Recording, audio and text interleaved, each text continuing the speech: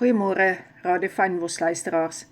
Ons woord is uit Prediker 8 vers 17, waar daar staan, het ek gesien al die werk van God, dat die mens die werk wat gedoen word onder die son nie kan uitvind nie, omdat die mens hom vermoei om te soek en tog niks uitvind nie.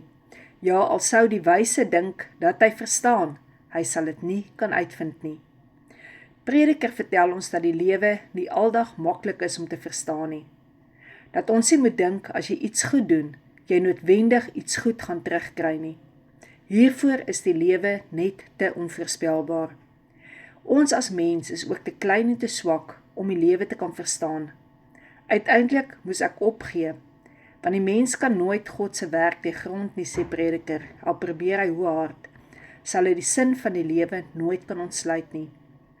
En een van die belangrikste voortrekkinge van Prediker is, uiteindelik moes ek dan opgegee het, want ek kan nie die God se werk deur grond nie, al probeer ek hoe hard. Ek sal nie die sin van die lewe kan ontsluit nie. Die lewe is te groot, te kompleks, en God self is net te groot om te kan verstaan. Maar dit beteken nie dat ons moed moet opgee nie. Al is vir die lewe baie gejaag na wind.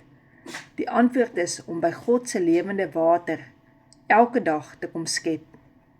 Eers moet jy weet, om God se geluk te smaak, is dat jy moet ophou om te probeer verstaan, maar net te bly glo. Ons is nie aangestel om God te verklaar nie, maar om te glo. Hou vas aan hierdie wete, God is goed, altyd en altyd is God goed. As jy altyd vrae gaan vra oor die lewe, gaan jy klein stukkies geluk mis, hoe om elke dag, om elke hoek en draai, net gelukkig in vrede te kan lewe.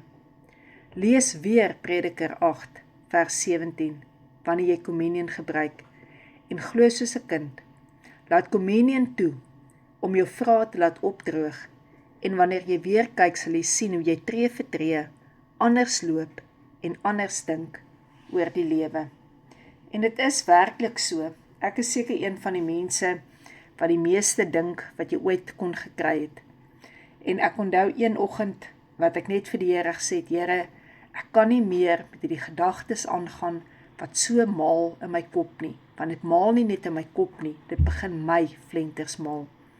En regtig, die Here het my gehelp. Hy het my gehelp om op 'n eenvoudiger manier na dinge te kyk. Hy het my gehelp om meer ver te staan, weg te staan van goed af, om te kan verstaan. En dit is waarmee ek jou ook wil bemoedig, dat jy meer moet, om dinge te kan verstaan, ver moet wegstaan, en van 'n afstand af kyk na goed. Kom ons gaan vanoggend, en ons doen wat God se woord vir ons sê om te doen. Ons neem communion, so dikwels soos ons daarin dink, soos wat Jesus dit vooringestel het, en ons drink die bloed van Jesus, want Jesus het al die antwoorde binnekant in hom, dat ons weet Heilige Gees is in ons, hy wie ons sal help om antwoorde te kry, en dat ons ook weet deur die wonde van Jesus Christus, waar sy liggaam vir ons gebreek is, daar is ook vir ons genesing, dat ons net die eenvoud daarvan glo, want al is dit so eenvoud vir ons, net sy bloed en sy liggaam, is daar soveel wonderbare krag en genesing daarin. Amen.